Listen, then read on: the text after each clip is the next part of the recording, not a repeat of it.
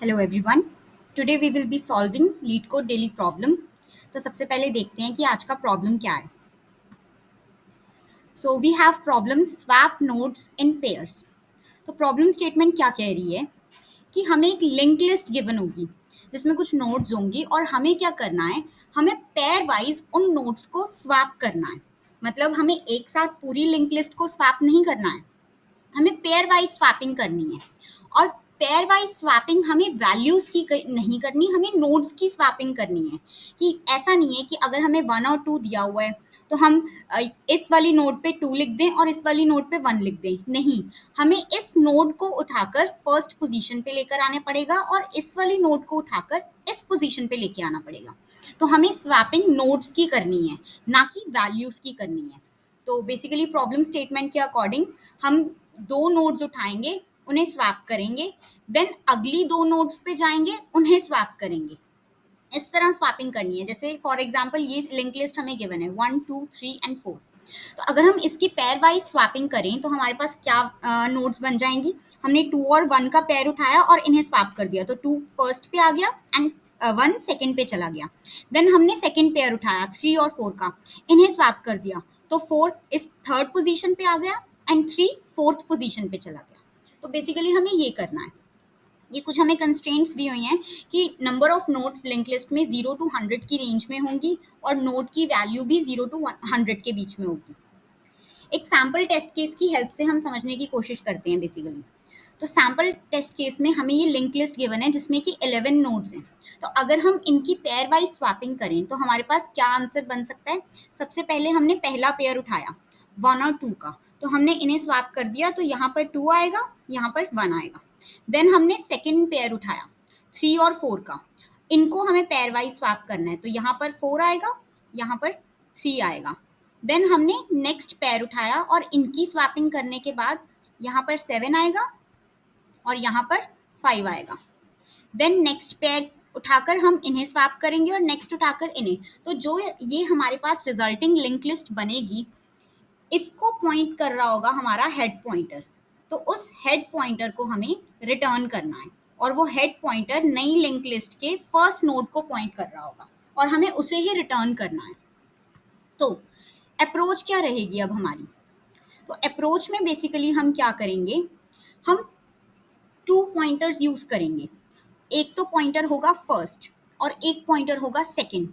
और ये कहाँ पे पॉइंट कर रहे होंगे, जो भी हम पेयर कंसिडर कर रहे होंगे प्रेजेंटली, जिस पेयर को भी हम स्वैप करना चाह रहे होंगे, उन दो नोड्स के ऊपर ये दो पॉइंटर्स पॉइंट कर रहे होंगे और हम ये अप्रोच रिकर्सिवली रिकर्सिवली करेंगे।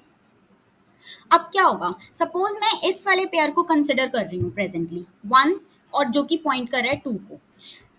अब हो सकता है 1 के पीछे कुछ ऑलरेडी प्रीवियस नोड्स हों जो कि अभी इस वक्त 1 को पॉइंट कर रही हैं, और अब 2 भी कुछ आगे वाली नोड्स को पॉइंट कर रहा है।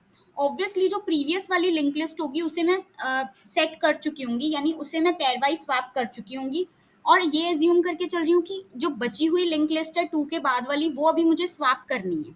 तो ये सीन है। अब मैं चाहती हूँ इन दो पेयर्स को स्वैप करना। तो क्या मेरी अप्रोच रहेगी, मुझे पता है कि जो मेरी प्रीवियस नोड है, जो भी इससे प्रीवियस नोड है, या फिर तो हो सकता है कि ये फर्स्ट नोड है और हेड इसे पॉइंट कर रहा है, या हो सकता है कि ये नोड लिंक लिस्ट के किसी सेंटर वाली नोड है, कोई बीच वाली नोड है, और इससे पहले भी एक कोई प्रीवियस नोड है जो इसे पॉइंट कर रही है। अब मुझे करना करना क्या है कि ये मैं चाहती हूँ कि ये प्रीवियस वाली जो नोड है वो इसे पॉइंट करे और ये वाली नोड जो है वो इसे पॉइंट कर रहे, ताकि मेरी रिजल्टिंग लिंक लिस्ट अभी इस पेयर को स्वैप करने के बाद ये बन जाए कि जो मेरी प्रीवियस वाली नोड है वो अब 1 की जगह 2 को पॉइंट करने लग जाए, और मेरा जो 1 है वो अभी तो 2 को पॉइंट कर रहा है, बट अब वो 3 को पॉइंट करना शुरू कर दे, यानी कि इस वाली नोड को पॉइंट करना शुरू कर दे। तो बेसिकली इसकी स्वैपिंग के बाद हमारे पास लिंक लिस्ट की पोजीशंस ये बन जाएंगी कि जो मेरी प्रीवियस नोड होगी वो अब 1 की जगह, अभी तो वो 1 को पॉइंट कर रही है, वो 2 को पॉइंट करेगी, और जो मेरा 1 है वो अभी तो 2 को पॉइंट कर रहा है, अब वो उसके बाद 3 को पॉइंट करेगा क्योंकि मैंने 1 और 2 को स्वैप कर दिया। तो मेरी बेसिकली क्या अप्रोच रहेगी, जो मेरा फर्स्ट पॉइंटर है, मैं चाहती हूँ फर्स्ट का जो नेक्स्ट है, अभी तो सेकंड को पॉइंट कर रहा है, पर वो 3 को पॉइंट करे, यानी किसको पॉइंट करे, सेकंड के नेक्स्ट को पॉइंट करे। फर्स्ट का next should point two second का नेक्स्ट। तो यही चीज मैंने स्टेटमेंट की फॉर्म में लिख दी कि फर्स्ट का नेक्स्ट किसे पॉइंट करना चाहिए, सेकंड के नेक्स्ट को पॉइंट करना चाहिए। और जो मेरा ये सेकंड है, सेकंड का नेक्स्ट अभी तो 3 को पॉइंट कर रहा है, पर मुझे इस वाले 2 को पहले लेकर आना है। तो अगर मैं पहले लेकर आऊंगी तो ऑब्वियसली वो इसे पॉइंट करेगा, यानी 2 अब नए लिंक लिस्ट में 1 को पॉइंट करना चाहिए। तो सेकंड का नेक्स्ट मेरा किसे पॉइंट करना चाहिए, फर्स्ट को पॉइंट करना चाहिए। तो ये मेरी अप्रोच रहेगी। बट इन दोनों स्टेटमेंट्स में मैंने कहीं प्रीवियस नोड का जिक्र नहीं किया। अब मैं चाहती हूँ कि अभी तो जो मेरी प्रीवियस नोड है वो इसे पॉइंट कर रही है, वो अब 2 को पॉइंट करने लग जाए, यानी मेरे सेकंड वाले पॉइंटर को पॉइंट करने लग जाए। तो वो कैसे होगा, इन दो स्टेटमेंट्स में तो वो चीज़ कवर ही नहीं हो रही। बिकॉज मैं रिकर्सिव अप्रोच यूज कर रही हूँ, तो मैं क्या करूँगी कि मैं अपना जो सेकंड पॉइंटर होगा वो अब मेरा ये वाला पॉइंटर बन चुका है जिसे मैं चाहती हूँ मेरी प्रीवियस नोड्स पॉइंट करें। तो मैं क्या करूँगी, रिटर्न कर दूंगी सेकंड पॉइंटर को। इससे क्या होगा, मैं हेड स्टेटमेंट के इक्वल टू मेरा रिकर्सिव फंक्शन लिखा हुआ होगा, तो जो भी ये नोड होगी जिसको मैं चाहती हूँ कि मेरी प्रीवियस नोड्स पॉइंट आउट करें, उसे मैं रिटर्न कर दूंगी इस फंक्शन से। इससे क्या होगा, जो मेरी प्रीवियस नोड्स होंगी उनकी वैल्यू इक्वल टू हो जाएगी जो भी यहाँ से रिटर्न होगी उसके। तो अब प्रीवियस नोड्स पॉइंट करेंगी इस न्यू वाले पॉइंटर को, या कह लो न्यू वाले नोड को। बिकॉज इन्हें स्वैप करने के बाद अब मेरी वो नोड जैसे कि प्रीवियस नोड्स पॉइंट करें वो 2 बन चुकी है। तो और 2 को मैंने किस पॉइंटर से शो किया था, सेकंड पॉइंटर से। तो बेसिकली इसमें मैं रिटर्न कर दूंगी इस फंक्शन से सेकंड पॉइंटर, और जिससे कि वो असाइन हो जाए प्रीवियस नोड्स और हेड को। इससे मेरे प्रीवियस नोड्स का काम भी हो जाएगा, और जो प्रेजेंट वाली नोड्स हैं ये दो नोड्स, इनकी स्वैपिंग मैंने इन दो स्टेटमेंट से कंसिडर कर ली। इसे कोड की हेल्प से समझते हैं।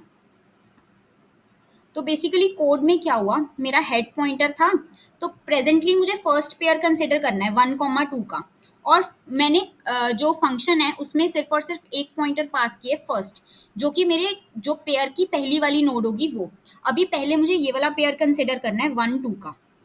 तो मैंने अभी 1 को कौन पॉइंट कर रहा है, हेड पॉइंट कर रहा है, तो मैंने फंक्शन में पास कर दिया हेड। अब मैं चाहती हूँ हेड, या फिर हेड क्या हो गया, अब इस पेयर की प्रीवियस नोड्स हो गई, हेड इस पेयर की प्रीवियस या हेड हो गया।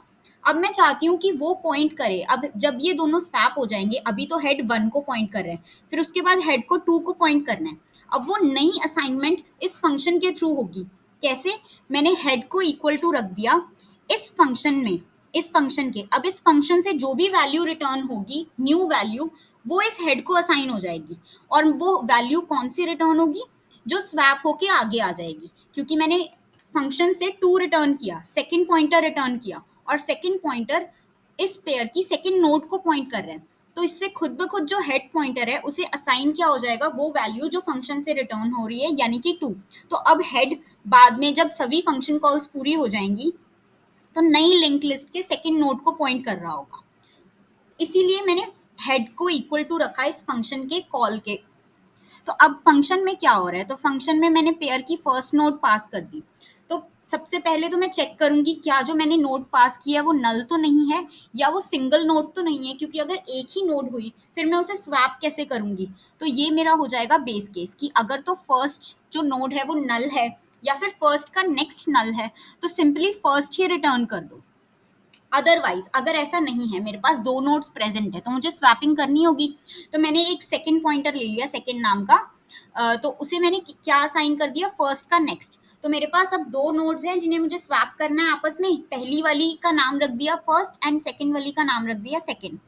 अब मुझे इन दो नोड्स को स्वैप करना है, जो कि मेरी 2 स्टेटमेंट्स जो मैंने आपको पीडीएफ में दिखाई उसमें शो किया हुआ था कि फर्स्ट का नेक्स्ट हो जाए सेकंड का नेक्स्ट, और सेकंड का नेक्स्ट हो जाए फर्स्ट, जिससे कि ये दो नोड्स स्वैप हो जाएंगे आपस में। अब मुझे प्रीवियस का काम भी करना है कि प्रीवियस नोड्स मेरे नए वाले फर्स्ट नोड को पॉइंट करें, अब पुराने वाले को नहीं। तो अब मुझे, और साथ में मुझे नेक्स्ट पेयर के लिए भी कॉल करना है कि अब नेक्स्ट पेयर की स्वैपिंग हो। तो अब क्या करना है मुझे, फर्स्ट का नेक्स्ट। फर्स्ट का नेक्स्ट क्यों, क्योंकि फर्स्ट नोड मेरी 1 को पॉइंट कर रही थी, और अब 1 1 स्वैप होकर यहाँ आ चुका है।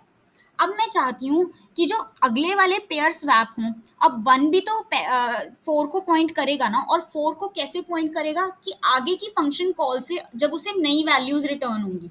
तो अब मेरी नई वाली जो अगली नोड है वो फर्स्ट बन चुकी है। तो मैंने क्या कहा कि फर्स्ट के नेक्स्ट में दोबारा से फंक्शन कॉल हो जाएगी, और उस दोबारा वाली फंक्शन कॉल से जो नई वैल्यू रिटर्न होगी वो इसके नेक्स्ट को असाइन हो जाएगी।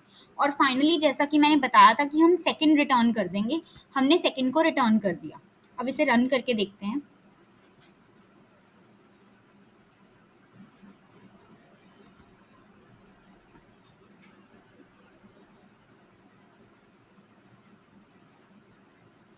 Thank you guys.